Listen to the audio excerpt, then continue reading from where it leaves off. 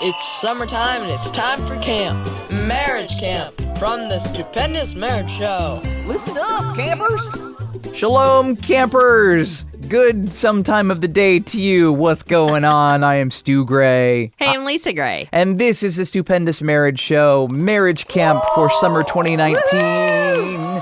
We're having some fun. We're doing shorter shows, and we're just doing tips, tricks, and encouragement for your marriage. We're not answering your questions this summer, but if you'd like to send us a question that you've got in your marriage, or one of these marriage camp sessions sparks a question in your marriage, send us your question. We do love that, and we love reading them. We love praying over them and then deciding which one we're going to answer on the show, and we'll start doing that again in the fall on air at stupendousmarriage.com.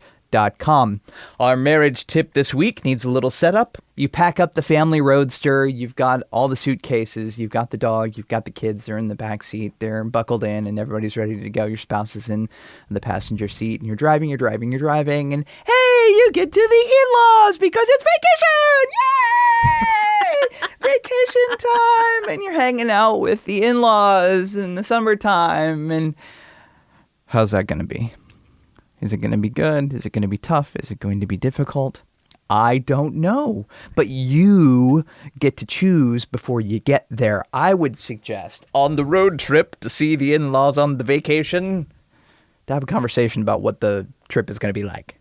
Absolutely. So today we're actually talking about the teamwork badge, and it is about how do you navigate going on a family vacation and your parents or your in-laws being there and continuing to make sure that you have the right hat on during the trip. And I think this isn't necessarily just for in-laws, too. If you go on multiple family vacations, this dynamic can play out in that situation also. So years ago, when you and I were first together, when we would travel to see your family, you, not realizing it, would take off your husband hat and put on your kid hat. And all of a sudden, I was like completely ignored and disregarded. And you were like, oh, Mom, Dad, yes, I'm so excited to see you. And I'm like, hello, I'm over here. And we didn't realize what was happening. It wasn't something that you were intentionally doing. You just don't see them a lot. And so you weren't quite used to being around them and being a husband and dad and their son at the same time. And so you automatically kind of diverted back to the kid mode. And that does not work when you're married. But I like that hat because it has a propeller. You're so funny. Thank you. Yes. Well, and I didn't realize I was doing it, and it was just default mode. Go back into, this is what I did when I was in their presence and being brought up in their home, and hey, I'm a kid again. And it was really frustrating, and we'd walk away from trips and time with extended family like, what happened? Why did we mess it up? What is going on? And it was more prominent for me because we'd travel to see my family. My family is distant, and so that's when it mainly came out. And it was mainly on my side because my family is the family that's further away from us. Right. But, I mean, it can happen if you're traveling with other people, too. It's like, well, I'm just going to go hang out with the guys. I'm going to go be a dude, and we're going to go do something away from the family, and you eject from whatever is going on with your family. You know, the kids are blowing up, but you're like, well, me and Bubba over here, we're going to go, down to the beach by ourselves. Yeah. You can do that same sort of thing where you're not engaged with what life is actually happening in the moment, and you're not paying attention, and you're just like, well, I'm going to go do whatever I want to do just because it's easier and fun. And it doesn't always work. That was shooting off gun sound effects, right? Yeah, okay. Just in case you guys, I wish you could see him because he's literally in the studio shooting off guns. We got to get video going. So this is really great to think about beforehand, like you said earlier. Before you're going on the trip, before you're getting in the car with the pack bags and the dog and the kids, stopping and having a conversation. Hey, what does our time away look like? If you're going to your parents' or in-laws' house, are you going to stay there all day and just watch TV and talk and play games? Are you going to eject at times as a family and maybe go shopping or go do something else?